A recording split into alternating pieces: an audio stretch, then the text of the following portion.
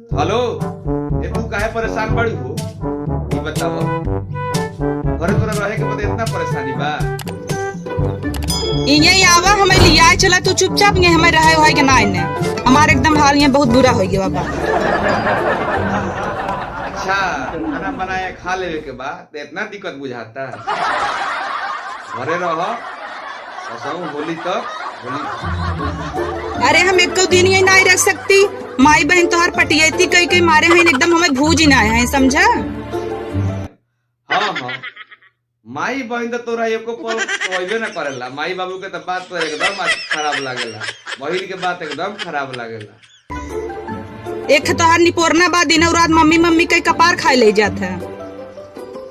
हाँ देखत है तो ही यार समझ में ना आते मेहरारू तो इतना परेशान होता, इतना धुआं फुआं सहत ही बहरे सरवा इतना नाम बस ठाइन से ठाइन सब कहत रहा था, लेकिन घरे से ही जनात ना है ना चूल्हा फूकत फूकत हमार हाल बाबा। रुक जरा अच्छी फूक ले दो, आग बुताई गई बा लेनी प्रहर अच्छी कहाँ के सरफ फुकाना उड़ा जाता खूब आग लागे चाहे बज्जत पर खाना साना सरफ बनाऊ ने। अरे अरे, भगोना काहे फेंक देले रे? खाना ना बनी का?